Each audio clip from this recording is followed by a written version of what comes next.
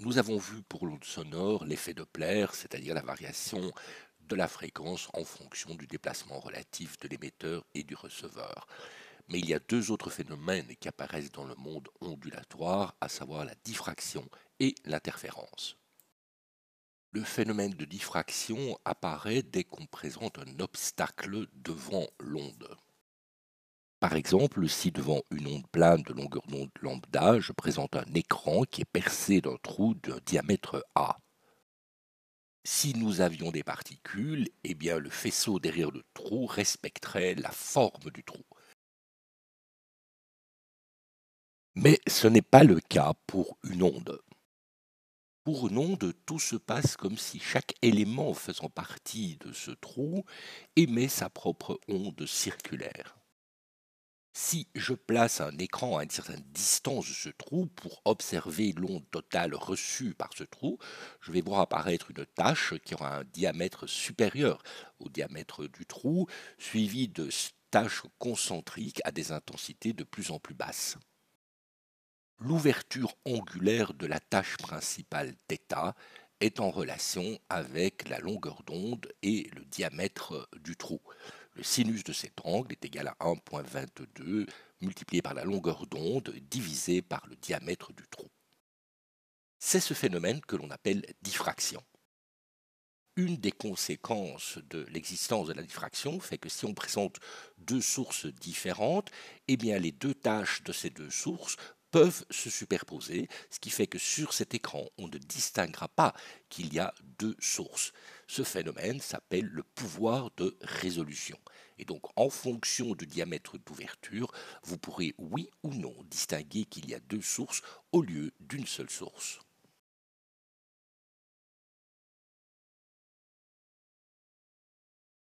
Le phénomène d'interférence apparaît lorsqu'on additionne deux sources de même fréquence mais qui présentent un déphasage θ. En utilisant la trigonométrie, on sait que la somme de deux sinus est deux fois le produit du sinus de la demi-somme multiplié par le cosinus de la demi-différence. En conséquence, la somme de ces deux sinus va donner 2a fois le sinus de la demi-somme et donc kx moins oméga t plus θ demi multiplié par le cosinus de la différence divisé par 2. Et la différence fait disparaître aussi bien la position x que le temps t. Il reste donc que le cosinus de θ demi. Cette somme de deux ondes se transforme donc en un produit d'une onde, puisque sinus dépend de kx moins oméga t, plus θ demi, mais multiplié par le cosinus de θ demi. En conséquence, si θ est un nombre impair de fois pi, le cosinus de θ demi est nul, c'est-à-dire que la somme de ces deux ondes ne produit strictement rien. Par contre, si l'angle θ est un multiple pair de pi, alors la valeur absolue de ce cosinus θ demi fait 1 et l'onde s'additionne pour former un maximum d'amplitude 2a.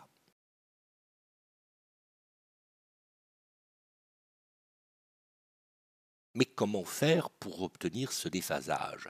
Une des techniques consiste simplement à fabriquer une seule onde, mais à faire en sorte que cette onde arrive par deux chemins différents, séparés d'une petite distance d. Et donc à ce moment-là, le θ n'est rien d'autre que k fois d.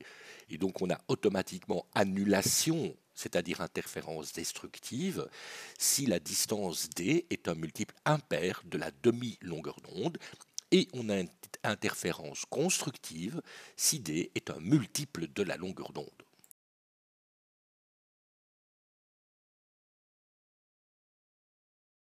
Dans le film qui va suivre, on utilise un film de savon. Le film présente deux surfaces, et donc la lumière vient frapper d'abord la surface supérieure et est réfléchie. Et une partie de cette lumière rentre et vient frapper la surface intérieure et est réfléchie à son tour. Et ces deux ondes-là ont bien un chemin différent, un parcours différent, donc une différence de distance petit d, et vont donc interférer. De plus, nous avons vu qu'il y avait interférence destructive si la différence de chemin est un multiple impair de la demi-longueur d'onde. On éclaire ce film avec de la lumière blanche, qui est un mélange de toutes les couleurs depuis le rouge jusqu'au violet. Et donc pour certaines couleurs, pour certaines longueurs d'onde, on aura une interférence destructive. Et donc cette couleur-là va disparaître du blanc. Et donc si la couleur vous paraît rouge, c'est qu'on a supprimé le bleu. Si elle vous paraît bleue, c'est qu'on a supprimé le rouge, par exemple.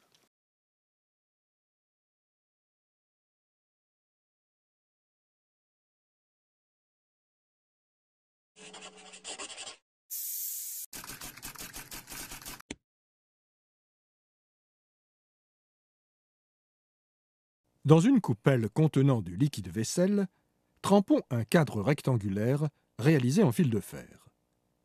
Lorsqu'on relève le cadre et qu'on éclaire le film de savon qui s'y est accroché, on voit nettement des irisations en forme de bandes horizontales. Un examen de près montre que les bandes colorées, très espacées au milieu du cadre, se resserrent au fur et à mesure qu'on se rapproche du bas. De plus, les couleurs des premières bandes se répètent avec des degrés de saturation divers, puis en changeant de teinte. Toutes les couleurs du spectre visible sont ainsi présentes dans les irisations. Ces couleurs ne sont pas dues à une décomposition de la lumière, comme dans le cas d'un arc-en-ciel par exemple. Elles résultent d'une interférence entre le rayon lumineux qui s'est réfléchi sur la pellicule de savon et celui qui en est ressorti après avoir fait un ou plusieurs allers et retours à l'intérieur de cette pellicule. Selon l'angle d'incidence et l'épaisseur de la couche de savon, certaines couleurs sont éteintes et d'autres renforcées. Sous l'effet de la pesanteur, l'eau savonneuse a tendance à s'accumuler vers le bas. L'épaisseur de la pellicule augmente donc, c'est pourquoi les bandes irisées se resserrent vers le bas du cadre.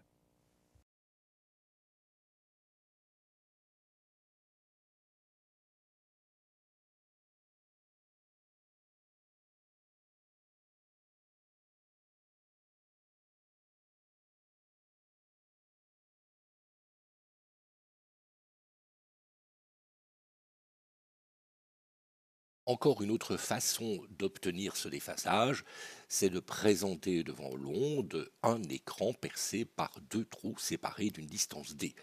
Et au point P, forcément, l'onde qui est passée par la partie supérieure, par le trou supérieur, aura parcouru une distance R1, tandis que l'onde qui est passée par le trou inférieur aura parcouru une distance R2. En conséquence, on aura une interférence destructive si la différence de chemin est un multiple impair de longueur d'onde, ce qui nous donne la première destruction, c'est-à-dire une ombre par exemple, c'est-à-dire pas de lumière, si le sinus de l'angle θ est égal à n plus 1,5 fois la longueur d'onde divisée par la distance entre les deux trous.